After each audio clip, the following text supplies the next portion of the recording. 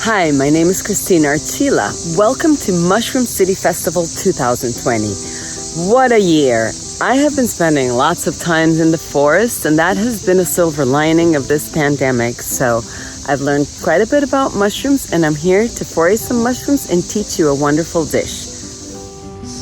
Hey there, look what I found. Little black trumpets hanging everywhere. I'm gonna harvest these guys, and we're gonna see what we can accomplish with them. They're one of the most delicate mushrooms to carry around because they're so thin, paper thin. So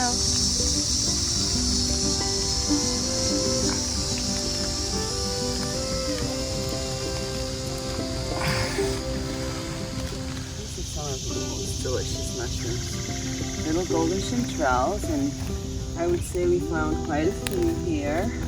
Oh, look what we have. It's a beautiful 3 stems of golden chanterelles. Oh, check this guy out. You see all the teeth in the back? Yeah. Means it's a hedgehog, and it is delicious. Hey, thanks for sticking around, and a special thank you for Mushroom City Festival having us all together celebrating the love of mushrooms. Back in my kitchen, let me show you what we were able to hunt. So today we have some oysters, some black trumpets, some chanterelles, a hedgehog or two, and cinnabar chanterelles. The idea of making forest tacos comes from hours and hours of spending time in the forest this year, which has been such a good place to isolate. So let me tell you what we're gonna do to create forest tacos. First, we're gonna marinate our mushrooms, the black trumpets, separately. Next, we're gonna make the masa. We're gonna mix it together, roll the tortillas, decorate the tortillas, cook them. And next, we're gonna saute the rest of the mushrooms, add some queso blanco, some pico de gallo, and turn it into a delicious forest meal. So, let's get to it. Now, I'm gonna add my black trumpets, only the black trumpets, the rest are gonna be the fillings. I don't know about you, but I find these so gorgeous. They're just so delicate, paper thin little beauties. Hard to find those suckers. Oh my gosh.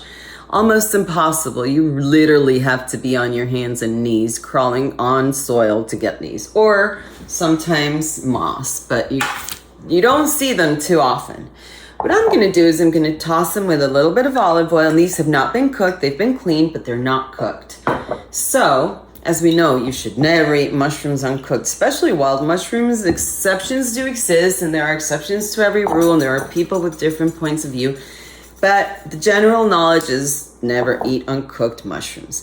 The reason behind it, you may think, is bacteria, which may be true, and all these other things, but the bottom line is they have very strong fibers, and they're very hard to digest.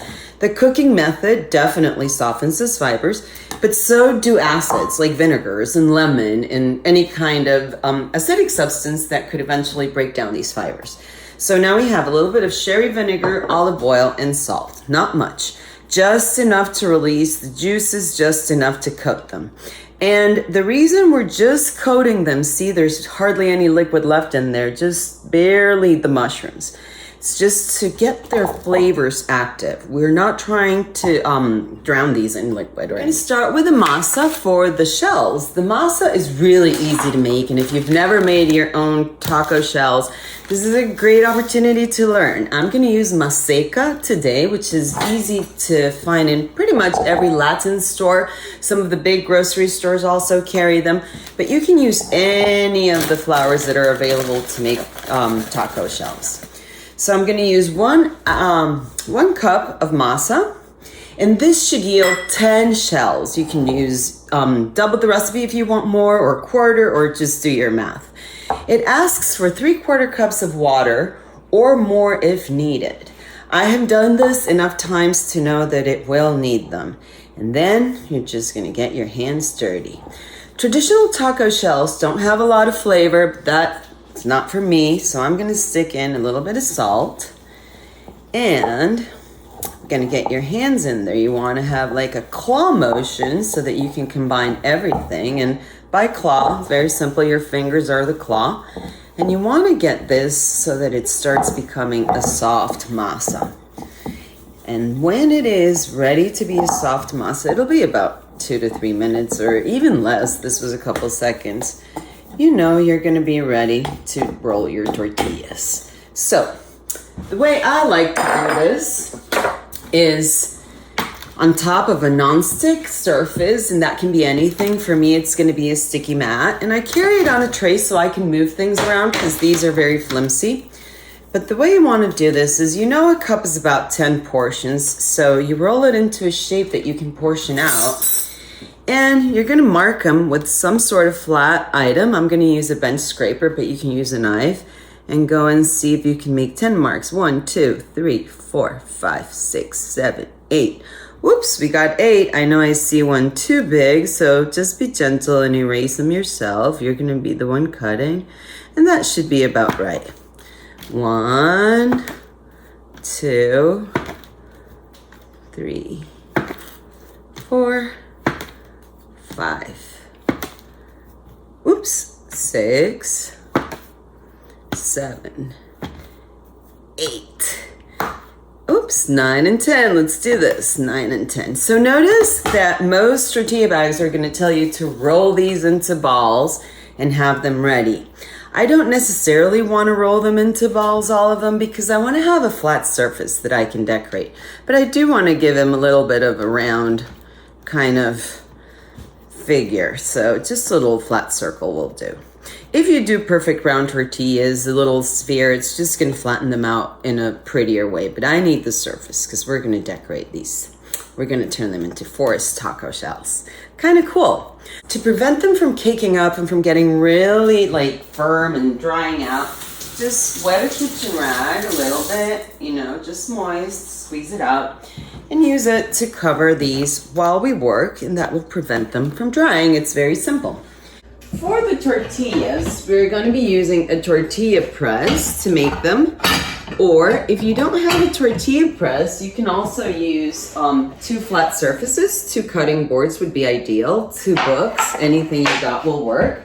I'll show you both of these methods one by one so you can see what I'm talking about. We're going to turn these into forest tacos. So we need some other forest items to decorate our tortillas. Today I have a selection of herbs that I found in my house, in my yard, but you can go in the forest if you know about herbs and foods that you can foray and grab some of those.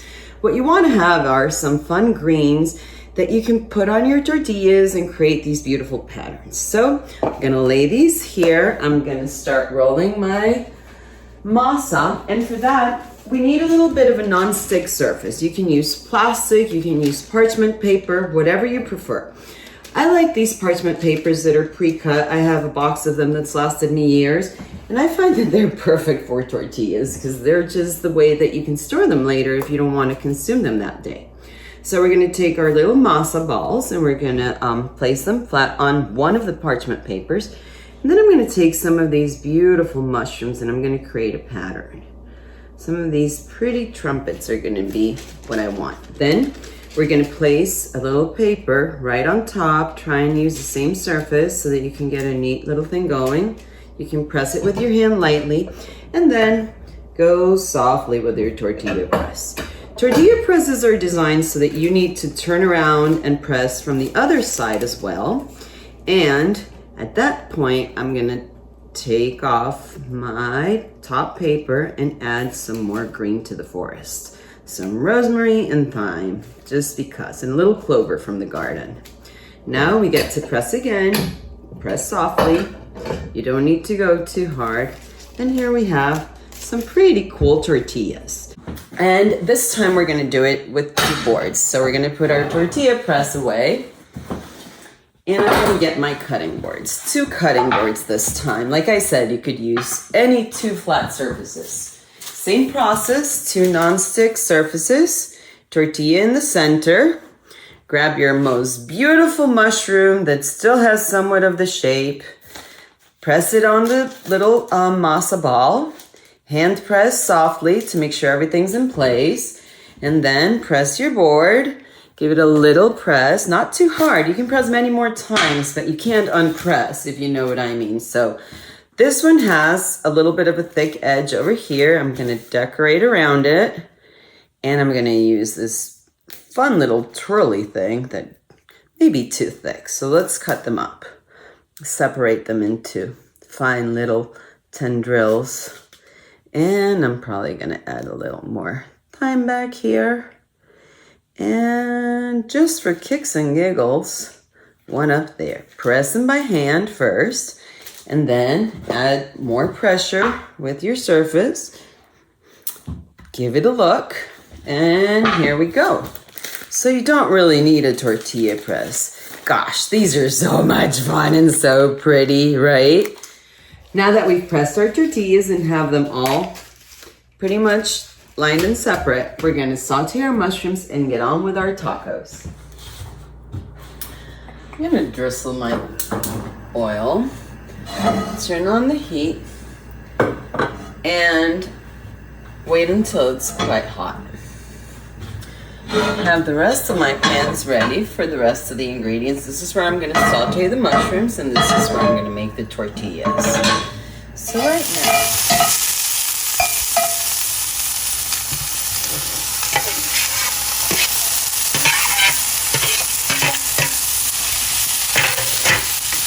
play with the heat until you get what you want.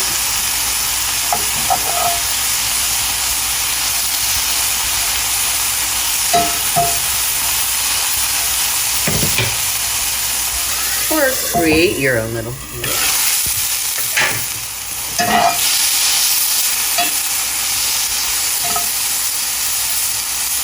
And you can put anything else you want, black pepper, salt, any kind of spice, but we're gonna have a lot of flavors, so I'm not interested in putting way too many herbs. Just our taco shells will have. When your mushrooms feel like they're caramelized and cooked enough, put your pan aside, and let's get started with another pan or a comal for your tortillas. For the tortillas, you're going to want to have medium high, and then you're going to take your tortilla, you're going to peel off the top paper, place it flat down, then you're going to grab a corner, and without burning, you're going to peel it off. Each tortilla needs to sit 30 seconds on the surface about 3 or 4 times, flipping in between timings. And it's kind of liberal, the 30 seconds, but you don't want to go under at the beginning because you want the surface to cook before we lift it over. Let's give it a shot. Flip it over. That was a short 30. Thank God I can flip it over a couple times and get it to cook right. But I want you to see how beautiful the greens are. You don't want it to overcook. You want things to stay within the tortilla and not to start flying around, although a little bit of this and that will be inevitable. Alright, flip them over. Oh, that one needs a little TLC, but that's okay. Now that we have our tortillas and our mushrooms, we're gonna fix the rest of our topping. I think the best way to enjoy these tortillas is, of course, with the wild mushrooms, some pickled onions, some queso fresco, aguacate, avocado, cilantro, and then just make yourself as many tacos as you really want. Thank you so much for watching. Thank you, Mushroom City Festival. I hope you guys learned something. I hope you guys get to have a lot of fun with food. This is me, Christina Archila, shooting for you.